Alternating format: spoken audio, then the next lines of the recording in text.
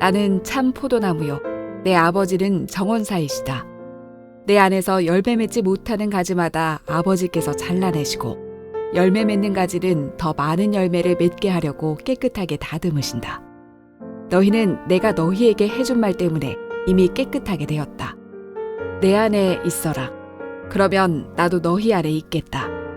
가지가 포도나무에 붙어 있지 않으면 가지 스스로 열매를 맺을 수 없듯이 너희도 내 안에 있지 않으면 스스로는 열매를 맺을 수 없다. 나는 포도나무요, 너희는 가지다. 사람이 내 안에 있고 내가 그 안에 있으면 그는 열매를 많이 맺는다. 그러나 나를 떠나서는 너희가 아무것도 할 수 없다. 누구든지 내 안에 있지 않으면 그 사람은 꺾여서 말라버리는 가지와 같다. 사람들이 그 마른 가지를 주워다 불에 던져 태워버릴 것이다. 우리 신앙을 고백과 함께 말씀을 나누겠습니다. 제가 먼저 고백하겠습니다. 하나님은 나를 사랑하십니다. 나는 그 사랑 안에 있습니다. 하나님은 오늘 나에게 말씀하실 것입니다. 그 말씀에 능력이 있습니다. 그 말씀에 생명이 있습니다. 나의 마음을 하나님께 열겠습니다. 나의 생각을 예수님께 집중하겠습니다. 들은 만큼 변합니다. 들은 만큼 행복해집니다. 오늘 우리가 나누고자 하는 요한복음 15장 포도나무 비유 말씀은 너무 우리가 잘 알고 있는 말씀이죠. 이 말씀은 예수님께서 십자가를 지시기 바로 전날 밤 예수님이 여러 말씀을 들으시면서 낙심하고 있고 낙담하고 있고 두려워하기까지 하고 있는 제자들에게 주신 주님의 생명의 말씀입니다. 함께 우리가 이 말씀을 들으면서 주께서 우리에게 주시고자 하는 은혜가 무엇인지, 그리고 그 은혜가 우리 가운데 막힘없이 흘러오기 위해서 우리에게 무엇이 필요한지 함께 묵상하는 시간을 갖고자 합니다. 나는 참 포도나무요, 아버지는 농부이다. 이렇게 이제 요한복음 15장에는 포도나무 비유가 시작이 됩니다. 이 전체 내용은 크게 세 가지로 정리해 볼 수가 있습니다. 첫 번째는 주님은 포도나무이시고 우리는 가지이며 하나님은 농부이다라는 겁니다. 그리고 두 번째는 농부이신 하나님은 열매를 맺지 못하는 가지는 잘라버리시고 열매를 맺는 가지는 더 많은 열매를 맺게 하려고 깨끗하게 다듬으신다라는 겁니다. 그리고 세 번째는 가지는 포도나무에 붙어있지 않으면 아무런 열매를 맺지 못하고 꺾여져서 버려질 뿐이다 라는 내용입니다. 이 세 가지를 한번 하나씩 나눠보겠습니다. 첫 번째 주제는 주님은 포도나무이시고 우리는 가지이다 라는 주제입니다. 주님은 포도나무이시고 우리는 가지이다. 이 말씀을 통해서 우리에게 주시고자 하는 것은 무엇일까? 사실 이 선포는 포도나무 비유 말씀 전체를 이끌고 있는 아주 중요한 선포이고 주제입니다. 성경에서 이스라엘의 상징 또는 이스라엘에게 주신 은혜와 축복의 상징처럼 말해지는 세 나무가 있는데 감람나무와 무화과나무와 포도나무입니다. 이 세 종류의 나무는 모두 이스라엘 기후와 아주 잘 맞고 땅과도 잘 맞아서 풍성한 열매를 맺어서 이스라엘 사람들의 삶을 부유하게 만들어주는 나무들입니다. 그 중에서 포도나무는 특별히 하나님의 넘치는 은혜와 부유함, 축복을 상징하는 나무로 성경에 등장을 합니다. 시편 128편에 이런 고백이 있습니다. 여호와를 경외하며 그의 길을 걷는 자마다 복이 있도다. 네가 네 손이 수고한 대로 먹을 것이라. 네가 복되고 형통하리로다. 네 집 안방에 있는 네 아내는 결실한 포도나무 같으며 네 식탁에 둘러앉은 자식들은 어린 감람나무 같으리로다. 시편 128편은 성전에 올라가는 노래라는 부제가 붙어 있습니다. 그러니까 이스라엘 백성들이 1년에 3번 예루살렘 성전에 올라갈 때마다 불렀던 노래이고 또 했던 고백이고 기도이기도 한 겁니다. 그러니까 이 시편에는 이스라엘 백성들의 신앙 고백도 담겨 있고 소망도 담겨 있고 기도의 간절함도 담겨 있습니다. 그런데 그 한가운데 이런 표현이 있습니다. 네 집 안방에 있는 네 아내는 결실한 포도나무 같으며, 이렇게 기도하고 소망하고 있었던 겁니다. 한번 여러분 생각해 보십시오. 집 안방에 있는 아내가 결실한 포도나무 같다. 그러면 그 집은 어떻겠습니까? 그런 집 목마름이 없고 가난함이 없고 배고픔이 없는 그야말로 영육간에 강건하고 은혜가 가득한 그런 집이 아니겠습니까? 저는 이런 축복이 우리 성도들 모든 가정 가운데 있기를 주님의 이름으로 축원합니다. 이렇게 이스라엘 백성들은 포도나무 또는 포도나무 열매를 생각할 때마다 이렇게 풍성한 은혜, 하나님 주신 축복들, 또 간절한 기도들, 이런 것을 연상하곤 했다는 겁니다. 그런데 주님께서 이런 축복의 상징인 포도나무를 주님과 우리의 관계에 대한 비유로 가져오셨습니다. 그것이 나는 포도나무에 내는 가지이다 라는 말씀이죠. 포도나무와 가지는 어떤 관계이겠습니까? 아주 단순하게 말하면 이렇지요. 포도나무는 하늘과 땅의 모든 영양분을 취하여서 가지에게 보내는 역할을 합니다. 그러면 가지는 그 영양분을 받아서 풍성하고 아름다운 열매를 맺는 것이죠. 그래서 가지는 포도나무에 붙어있지 않으면 아무것도 할 수가 없고, 포도나무는 그 영광을 오직 가지를 통해서 얻는 것입니다. 이를 통해서 주께서 우리에게 하시고자 하는 말씀이 무엇이겠습니까? 바로 이게 주님의 마음이란 뜻이겠죠. 바로 이게 주님 마음입니다. 주님은 우리에게 넘치는 은혜를 공급하고 또 공급하기를 원하시는 분이십니다. 그리고 우리가 그 은혜로 말미암아 참으로 풍성하고 복된 삶을 살기를 원하시는 하나님이신 겁니다. 이는 성경 전체에 변함없이 흐르는 주의 마음이기도 합니다. 창세기 1장을 보게 되면 창조 그때부터 하나님은 우리에게 모든 은혜를 베풀고 또 베풀기 원하시는 분으로 우리 가운데 계시되어 있고, 이런 모든 하나님 마음이 나는 포도나무에 너희는 가지다 라는 주님 말씀으로 우리가 완전하게 나타나고 있는 겁니다. 그리고 이런 마음이 포도나무에 대한 말씀을 우리에게 전하시는 주님 마음의 바탕에 있는 것입니다.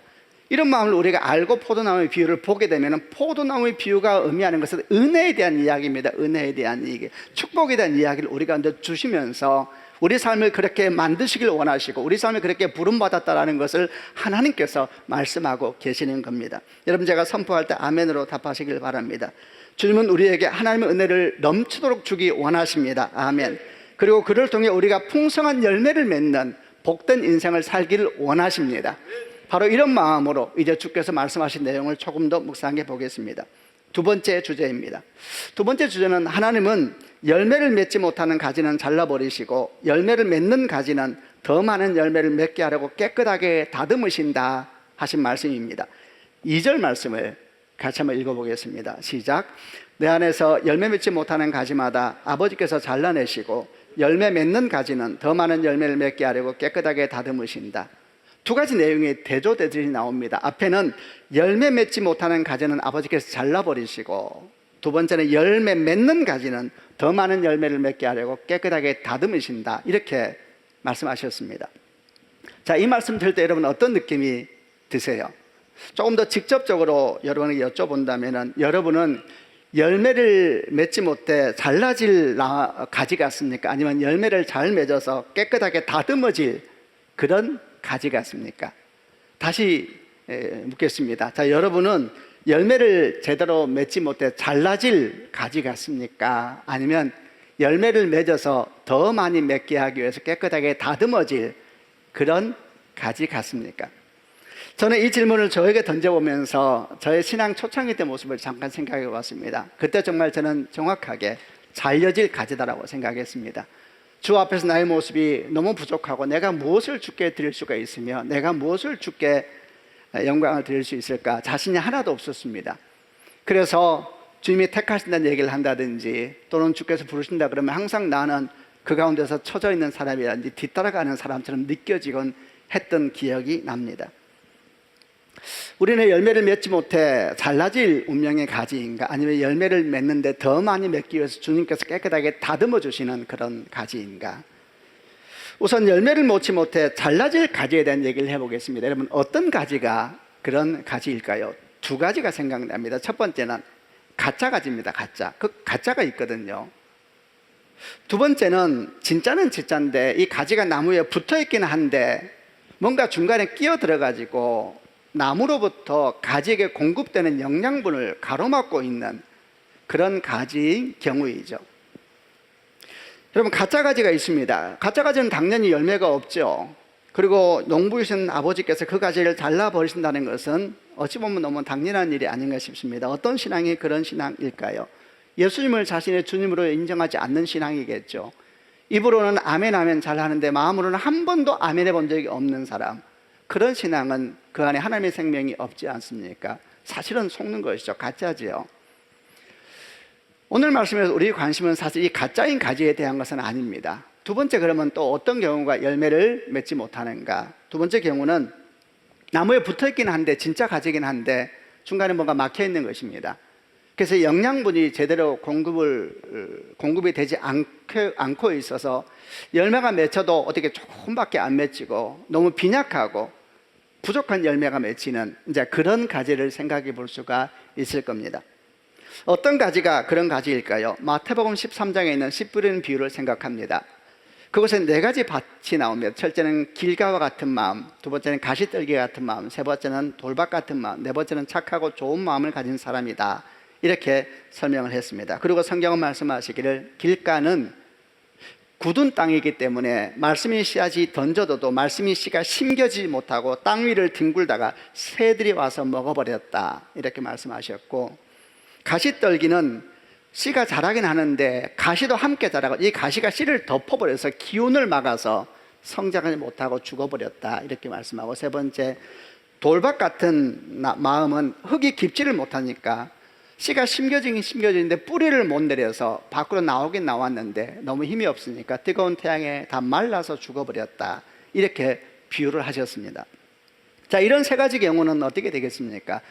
붙어있기는 붙어있는데 열매가 없지요. 있어도 아주 그냥 빈약한 열매밖에 없을 겁니다. 말하자면은 붙어있기는 붙어있는데 뭔가 가로막혀 있는, 그래서 뿌리로 또 올라오는 영양분이 제대로 흘러가지 못하는 그런 가지와 같은 신앙이다 할 겁니다. 문제는 우리입니다. 우리는 어떤 가지일까요? 우리 마음이 예수님과 연결되어 있고 하나님의 열매가 맺히기를 소망하고 있다면 최소한 우리는 가짜는 아닙니다. 문제는 연결이 되어 있는데 중간에 뭔가 가로막혀 있는 신앙, 길가와 같은 신앙, 가시떨기 같은 신앙, 돌밭과 같은 신앙을 가진 사람들이죠. 굳어진 마음, 상처로 가득한 마음, 세상의 욕망과 욕심으로 내면을 가득 채우고 있는 마음, 믿기는 믿는데 못 놓는 그런 모습들, 이런 경우는 열매가 맺히기는 하지만 조금밖에 안 맺히거나 또는 이게 정말 열매인가 할 정도의 빈약함을 보이기도 한다는 겁니다. 신학자들은 이런 부류가 교회에 얼마나 될까 이렇게 본 사람들이 있어요. 어떤 신학자는 이렇게 말했습니다. 교회에서 예배하는 사람의 90% 이상은 벤치워머이다. 벤치워머는 경기를 안 나가고 대기하는 선수를 일컫는 말이거든요. 그래서 예배만 드리고 미련 없이 돌아가는 성도들이 90% 이상이라 된다라고 이제 이 신학자는 말을 했습니다. 그러니까 이 사람 말에 의하면은 교회에서 예배드리는 성도의 90% 이상은 나무에 연결은 되어 있는데 뭔가 가로막혀 있다. 그래서 제대로 열매를 못 맺는 그런 가지들이다. 이렇게 말하고 있는 겁니다. 또 어떤 사람은 교회에도 20대 80이라고 하는 파레토 법칙이 적용이 되어서 20% 정도의 사람이 열심히 있고 80%는 그저 그렇게 신앙생활을 하는 사람들이다. 이렇게 말하기도 합니다. 이 경우에는 열심히 있는 20%가 좀 더 가능성이 있겠죠. 그러나 그 열심히 있는 20%가 정말 열매를 잘 맺는 가지라고 할 수는 있을까요? 야베스의 기도라는 책을 써서 우리에게 선한 영향력을 주었던 브루스 윌킨스는 포도나무의 비밀이라 하는 작은 소책자를 하나 적었습니다. 거기에 이런 내용이 나옵니다. 그는 전 세계의 그리스도인들이 어느 정도의 열매를 맺고 살아가고 있는지를 물어보면서 거의 일관된 한 가지 모습을 보게 됩니다. 그리고 이렇게 말을 했습니다. 그리스도인들이 거의 절반은 거의 열매를 맺지 못하고 있거나 전혀 맺지 못하고 있다. 나머지 3분의 1 정도의 사람들은 약간의 열매를 맺고 있고 많은 열매를 맺는 사람은 5%에 불과했다. 그러니까 결국 브루스 윌킨스는 말하기를 나무에 붙어 있지만 뭔가 가로막혀 있는 사람들이 95%에 이른다 라고 말하고 있는 겁니다. 여러분, 이런 통계들, 이런 내용들을 들으면서 어떤 마음이 드세요? 아이고, 좀 위로가 되세요. 다행이다. 나만 그런 게 아니네. 다 똑같구만. 혹시 이런 위로가 되세요? 정말 아무쪼록 이런 내용이 위로가 되지 않기를 바랍니다. 오히려 마음에 충격이 되고 불편한 사실이 되어야 되지 않겠습니까? 최소한 그래야 크리스천이죠. 우리는 어떻게 해야 됩니까?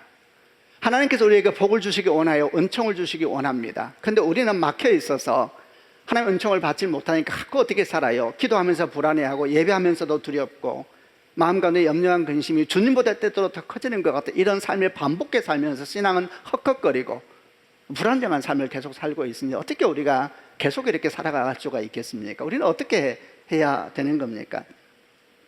주님은 2절 앞부분에서 분명히 말씀하시기를 물은 내게 붙어있어 열매를 맺지 못하는 가지는 아버지께서 그것을 잘라내버린다 이러셨거든요. 아주 당황스럽습니다.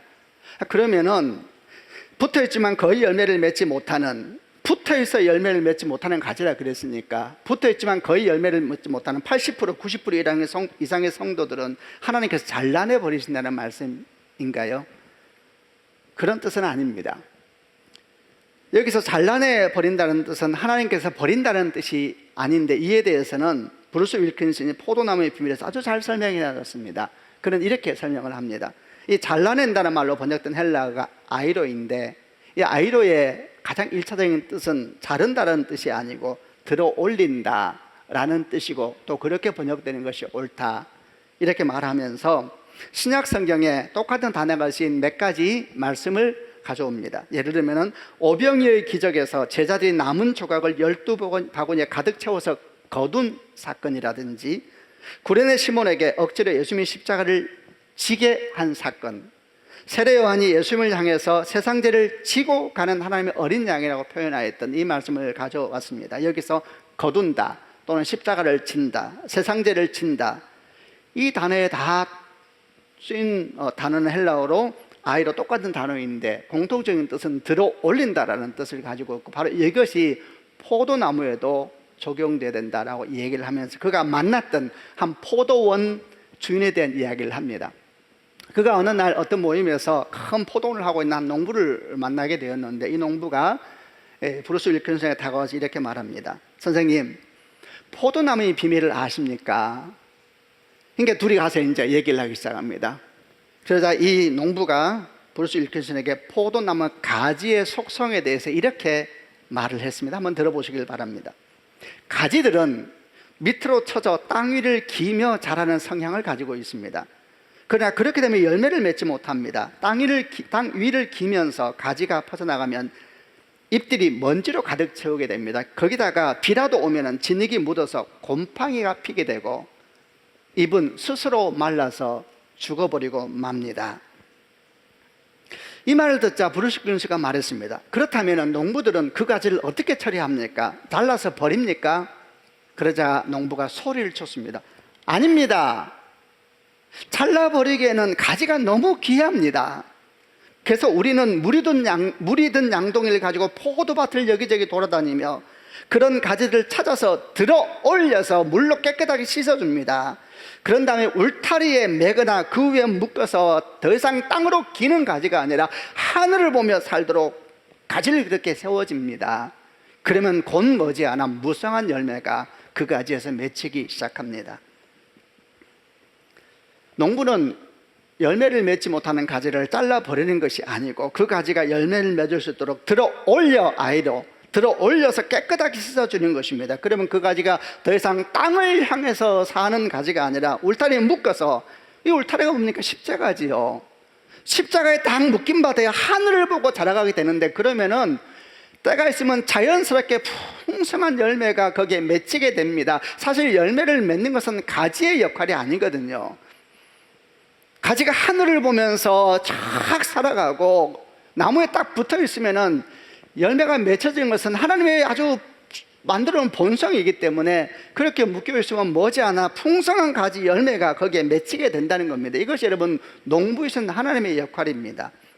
이것이 우리 삶에서 죄를 드러내어 회개하게 하신 하나님의 역사이며, 우리 삶의 왜곡된 욕망들과 두려움과 염려를 빛 가운데 드러내셔서 그것을 정직하게 보게 하시고 거부하게 하시면서 하나님을 향해 돌아서도록 이끄시는 성령의 역사이지 않습니까?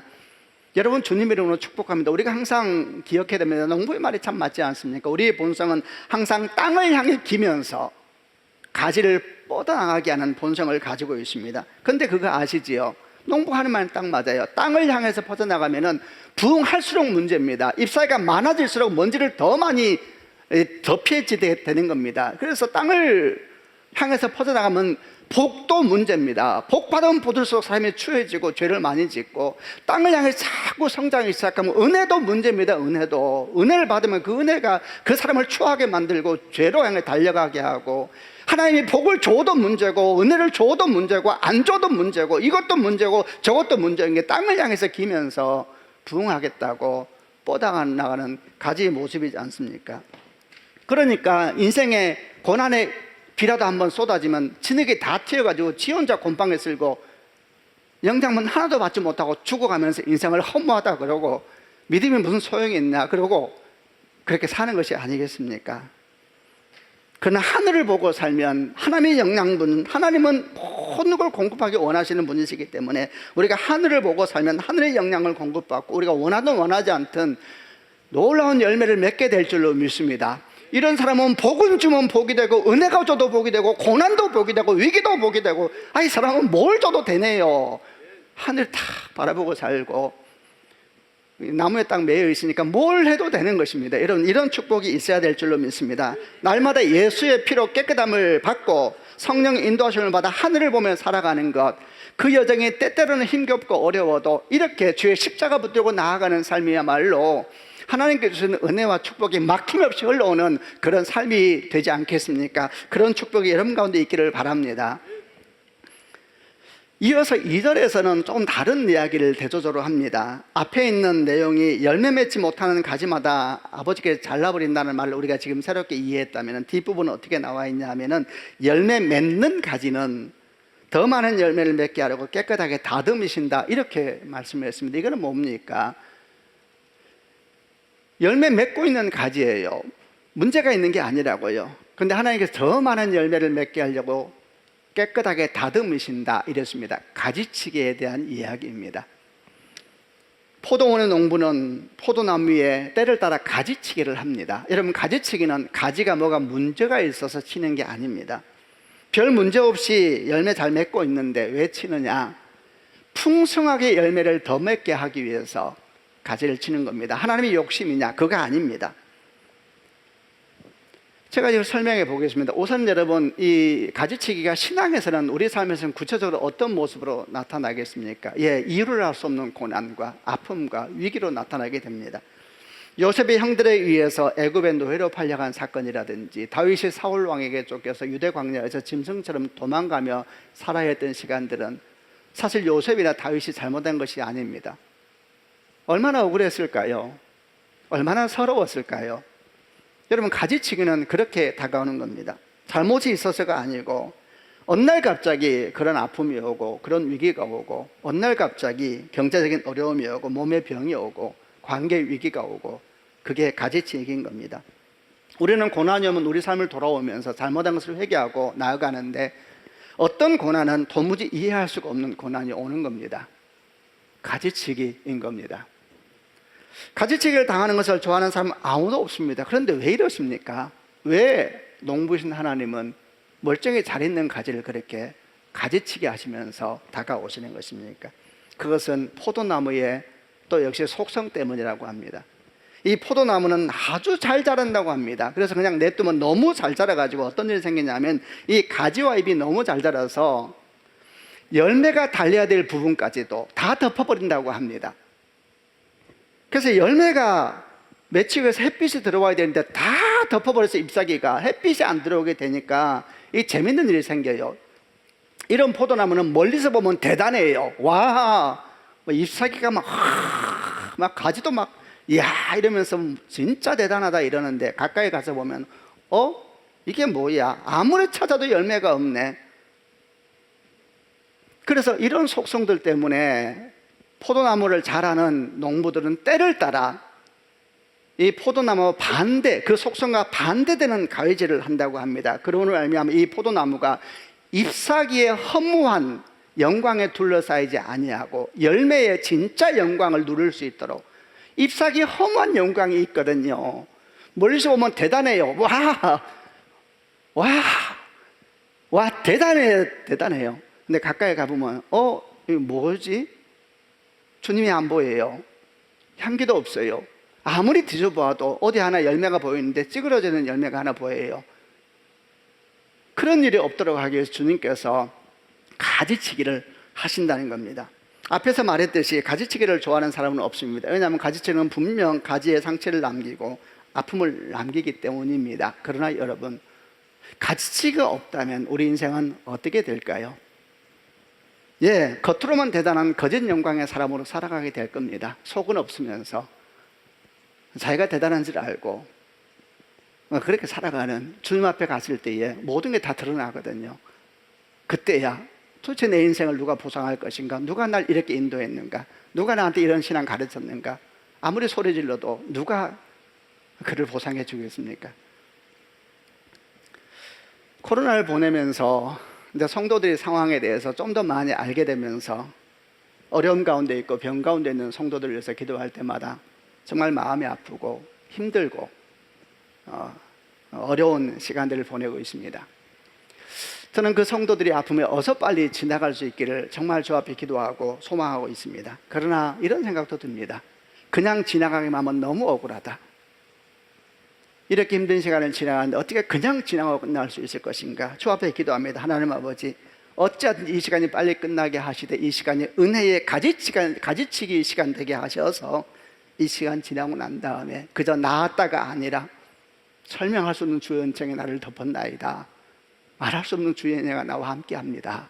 이렇게 고백할 수 있는 시간 되게 하여 주옵소서 기도하고 있습니다. 주님께서 가지치게 하십니다. 날마다 우리를 새롭게 하십니다. 소망은 하나입니다. 주님 마음은 우리에게 은총을 진짜 주길 원합니다. 복이 복되게 원하시는 분이시요 은혜가 은혜되게 원하는 분이시요 그래서 때때로 우리를 들어 올려 주의 피로 깨끗하게 씻어서 하늘을 보는 인생으로 날마다 이끌어 가시고 별일 없이 잘 가는데도 가지치게 하시면서 자기 영광에 홀로 착각 속에 빠지지 않도록 하늘 보며 살라고 진짜 영광 구하며 살라고 그렇게 인도하는 분이 농부이신 아버지이시니 그 은혜를 우리가 어떻게 하겠습니까? 이제 마지막 주제를 얘기해 보려고 합니다. 세 번째 주제는 가지는 나무에 붙어 있지 않으면 어떤 열매도 맺을 수 없다라는 주제입니다. 나는 포도나무에 너희는 가지다. 사람이 내 안에 있고 내가 그 안에 있으면 그는 열매를 많이 맺는다. 그러나 나를 떠나서는 너희가 아무것도 할 수 없다. 주님께서 포도나무 비유를 하시면서 정말 반복적으로 쓰시는 단어 하나가 있습니다. 그 뭐냐면 내 안에 거하라. 거하라라는 단어인데 헬라어로 메노라는 단어인데 1절부터 10절까지 10번이나 메노라는 단어가 등장을 합니다. 아주 핵심적인 것이죠. 거한다는 말은 무슨 뜻이겠습니까? 거한다는 것은 소년처럼 잠시 왔다 간다는 뜻은 아닐 겁니다. 필요하면 오고 필요 없으면 안 간다는 뜻도 아닐 겁니다. 거한다는 말은 함께 머무는 것이고 가족이 되는 것이고 공동체에 속한다는 의미겠지요. 우리가 예수님을 믿음으로 말미암아 삼위 하나님의 관계 속으로 들어갔습니다. 우리는 이해 당사자가 되었습니다. 우리는 가족이 된 겁니다. 여러분, 그게 거한다는 의미이겠죠. 그리고 바로 이 사실을 알 때에 예수로 말미암아 우리가 하나님의 가족이 되었다라는 사실을 알 때에 그때부터 우리는 거하는 삶을 시작하는 것입니다. 여러분, 거하는 삶을 시작하셨습니까? 근데 거하는 삶은 여러분 시작해서 끝나면 안 됩니다. 두 번째 거한다는 것은 끝없이 훈련해야 됩니다. 왜냐하면 육체를 가진 우리가 하나님의 백성으로 거한다는 것은 몹시 부자연스러운 일이고 죄된 본성과는 다른 삶을 의미하기 때문입니다. 그래서 항상 우리는 훈련해야 됩니다. 세상에 살면서도 어느 공동체에 속하게 되면 그 공동체가 가지고 있는 가치관이 있잖아요. 흐름이 있잖아요. 그 가치관과 흐름이 편해지고 익숙해지면 공동체 멤버 되는 것이 좋습니다. 그러나 그 가치관이 불편하고 흐름이 불편하면 공동체 멤버 된다는 것이 얼마나 힘든 일인지 모릅니다. 신앙도 똑같습니다. 우리가 하나님의 가족으로서 가져야 될 가치관을 훈련하고 세계관을 훈련해야 됩니다. 하나님을 사랑하고 이웃을 사랑하는 정말 새로운 삶을 훈련해 가야 되는 것이 평생 훈련해야 되는 여정입니다. 이것이 익숙해지면 신앙생활은 편해집니다. 그런 면으로 보면 신앙 훈련이라는 것은 일종의 파도 타기와 같은 것이 아닐까 생각을 해봤습니다. 서핑 아시죠? 파도 타기를 할 때는 처음에는 힘들어도 반복해서 훈련해가지고 어느 순간 리듬이 익숙해지면 자기 리듬이 있어요. 그러면은 서퍼하고 보드가 하나가 된다고 합니다. 그때부터 파도 타기는 아주 즐겁고 기쁘지요. 파도를 볼 때에 파도를 타고 싶어서 야단이 나지요. 바람이 불고 파도가 높다더라 그러면 사람들은 다 피하려고 하지만은 보도와 하나 된 파도 타기 기쁨을 아는 서퍼들은 그때를 더 기다리면서 파도를 타려고 합니다. 제가 서핑을 하기 위해서 처치브리지 목사님과 함께 양양을 간 적이 있습니다. 왜 가게 되었냐면은 모여서 이런저런 얘기하는데 요새 청년들은 도대체 뭘 하고 사느냐 그러니까 어떤 목사님이 다 양양 가 있다는 거예요. 그 양양은 왜 가냐? 서핑하러 갔다는 거예요. 그럼 우리도 가보자. 청년들이 왜 서핑하러 가는지. 그래서 이제 함께 가가지고 훈련을 받고 이제 서핑을 했습니다. 저는 이제 해변에서 지켜보고 목사님들이 하는데 이게 서핑하는 게 쉽지 않아요. 보도하고 막 계속 넘어지고 하는데 한 명이 잘해요. 우리 교회 있다가 교회 개척한 테이블 처치를 개척한 김성규 목사님은 한 번 와본 게 아니에요. 자주 와봤어요. 그래서 이분이 딱 구별하더군요. 초짜하고. 거기에 가지 않냐고 보도를 몰고 저 바다 깊은 곳으로 가더라고요. 파도가 세지 않았어요. 그리고 가서 탁 누워있대 잠을 자는 거예요. 멀리서 보는데 멋지더라고요. 생각했죠. 저거 보여주려고 자꾸 가자 그랬구나. 저 앞에서 그리고 딱 일어나 손을 흔드는데 저는 모래 위에서 흔들고 그 사람은 바다 위에 보도 위에서 흔드는데 여러분 신앙이 저는 비슷하다 생각했습니다.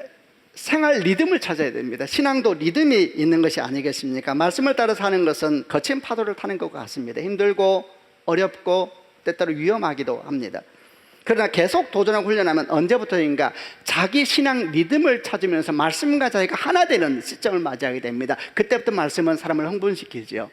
말씀대로 산다는 것은 위대한 도전이 아니라 내 삶을 흥분시키는 즐겁고 재밌고 아주 상쾌하고 새로운 말씀이 나를 향해 다가올 때는 그 말씀을 따라 살고 싶다라는 열망이 내면에서 일어나는 여러분 이런 사람이 되는 것입니다.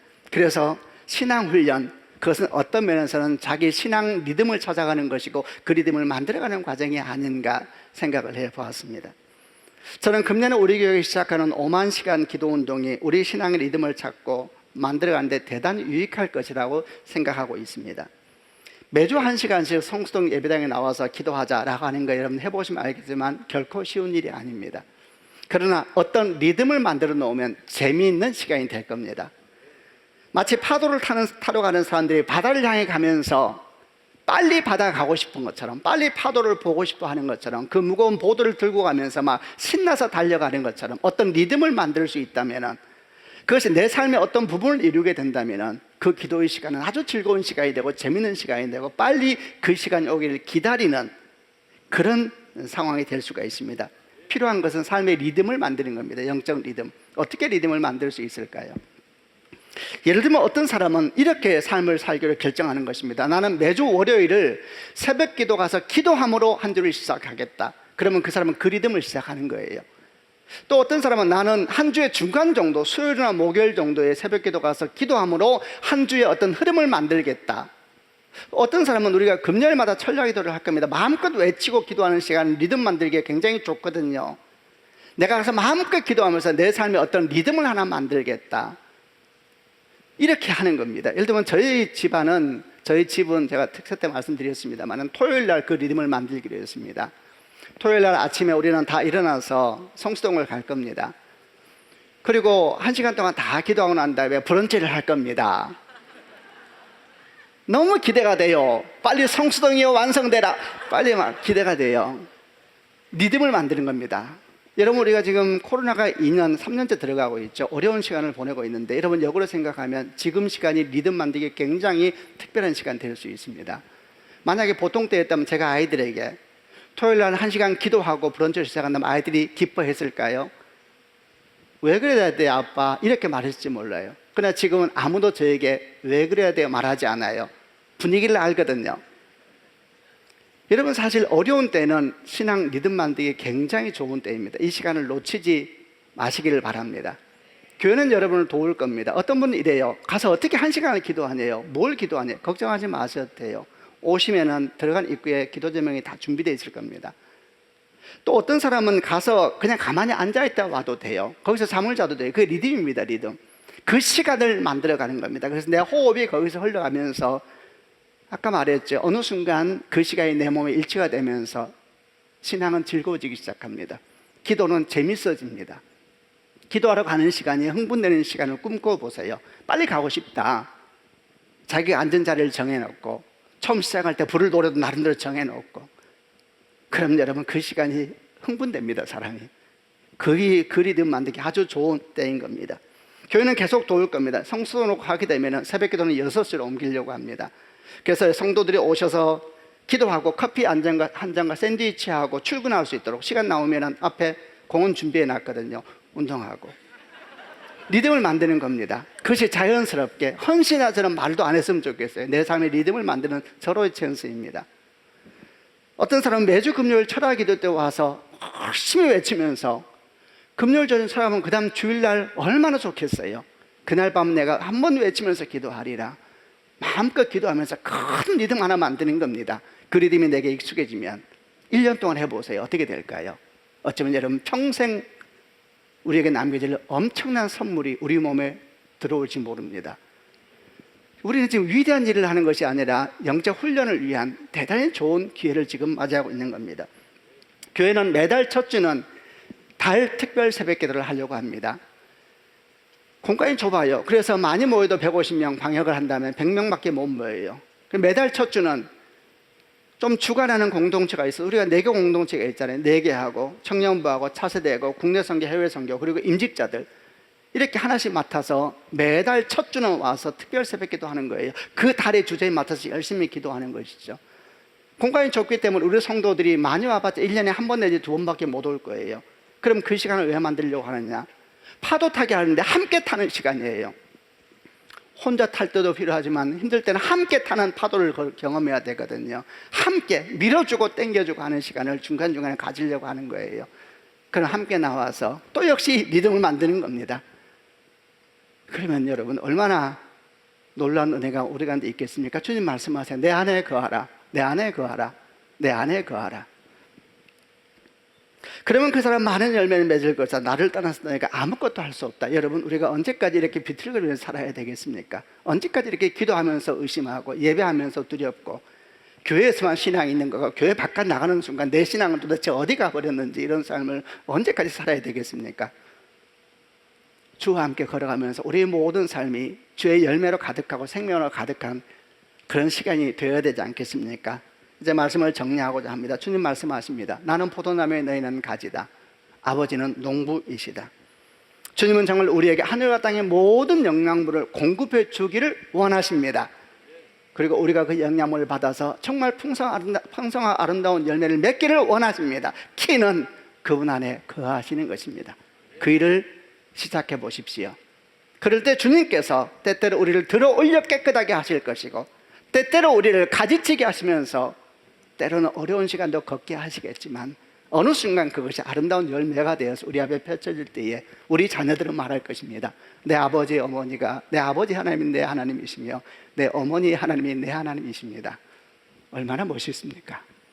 이런 축복이 여러분 가운데 있기를, 여러분 가정 가운데 있기를 주님의 이름으로 축원합니다. 아멘. 기도하겠습니다.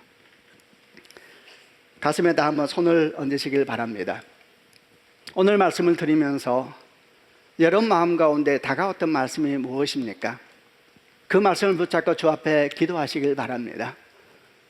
하나님 정말 우리에게 모든 하늘과 땅의 영양분을 공급해 주기 원하십니다. 그리고 우리에게 말씀을 시작하셨습니다. 때때로 들어올려 너를 깨끗게 할 것이고 때때로 할 수 없는 고난의 시간을 네가 맞을 수 있을 것이다. 그러나 내 안에 거하라. 나와 함께 만들어가자.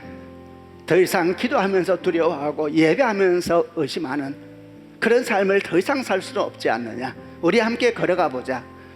우리에게 주신 말씀을 생각하며 주 앞에 기도하십시다. 아버지, 이 말씀이 오늘 우리에게 이루어지게 하여 주옵소서. 우리의 삶에 새로운 선한 도전이 시작되게 하여 주시고 열망이 일어나게 하여 주시고 주 앞에 반응하며 시작되는 복된 한 해가 되게 하여 주옵소서. 주신 말씀 붙잡고 함께 하나님께 기도하겠습니다.